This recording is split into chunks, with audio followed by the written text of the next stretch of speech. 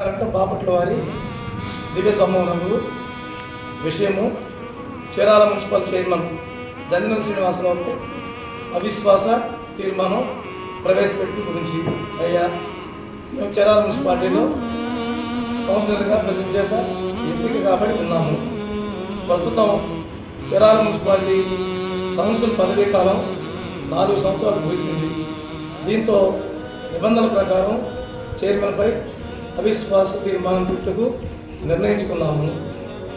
అవిశ్వాస తీర్మానం పెట్టు కారణాలు: చైర్మన్ జంజనం శ్రీనివాసరావు గారు గత 4 సంవత్సరాల కాలంలో మున్సిపాలిటీలో జరిగిన అనేక అభివృద్ధి పనుల విషయంలో అవకతవకలకి పాల్పడి ఉన్నారు. చాలా చోట్ల నిధులు దుర్వినియోగం జరిగింది. ప్రజల చేత ఎన్నికబడిన కౌన్సిలర్మైన మాకు సరైన వివరాలు తెలుపకుండా, గౌరవాన్ని ఇవ్వకుండా నియంత్రిత పోగొట్టుకు వ్యవహరిస్తున్నారు అని ఇచ్చారు కదా. కాబట్టి ఏదైతే మున్సిపాలిటీలో జరిగిన అనేక అభివృద్ధి పనుల విషయంలో నిధులు అవకతవకలకు పాల్పడి ఉన్నామని పొందుపరిచారు. నేను గౌరవంగా సిబిఐ వారిని, సిబిసిఐడి వారిని, ఏసీబీ వారిని, విజిలెన్స్ వారిని ఏదైతే మీకు నిధులు కేటాయించున్నానో 4 సంవత్సరాల పనులు ఉన్నానో ఈరోజే నాపై విచారణకు ఆదేశిస్తున్నాను. ఆదేశించి ఎక్కడ నేరాలు వారం జరిగినాయో చట్టపరంగా నా పైన చర్యలు తీసుకోవాలని, ప్రాసిక్యూట్ చేయాలని చెప్పి మీడియా ద్వారా ప్రజలందరూ కూడా తెలియజేస్తున్నాను.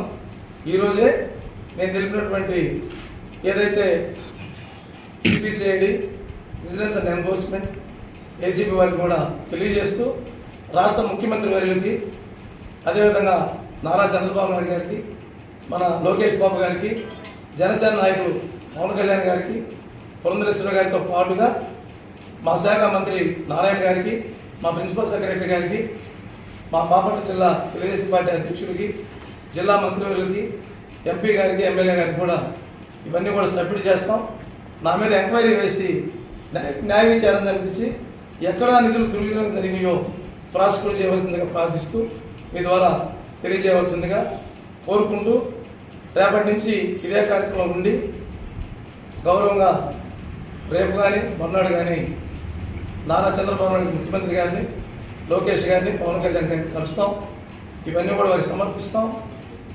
పార్టీ అధిష్టానం 14వ తారీఖు ఏ నిర్ణయం తీసుకున్నా, ఎవరిని చైర్పర్సన్ చేయకున్నా దానికి శిరోధార్యంగా పార్టీని గౌరవిస్తూ ఎలాంటి అలజడి లేకుండా ఒకే కుటుంబ సభ్యులాగా సోదర ప్రేమతో నడుచుకుంటామని, చీరాల ప్రజలు మమ్మల్ని గెలిపించినందుకు చీరాలను ప్రశాంతంగా ఉంచుతామని, ఎలాంటి భేషాలకు పోమని, అవసరమైతే ఎన్ని మెట్లను దిగి ప్రజలకు పాదాభివందనం చేస్తామని తెలియజేస్తూ ఇటువంటి మంచి పరిపాలన చేసే భాగ్యాన్ని చీరాల ప్రజలు, మా గురుదేవులు కన్న బలరామకృష్ణమూర్తి గారు, వెంకటేష్ బాబు గారు, ఇతర నాయకులు, వైసీపీ వాళ్ళు ప్రజలు అవకాశం కల్పించినందుకు హృదయపూర్వక ధన్యవాదాలు తెలియజేస్తూ, నన్ను పిలిచిన వెంటనే పాత్రికేయ మిత్రులందరూ కూడా, print media, electronic media department వచ్చినందుకు మరి మీ అందరూ కూడా శిరస్సు వంచి పాదాభివందనం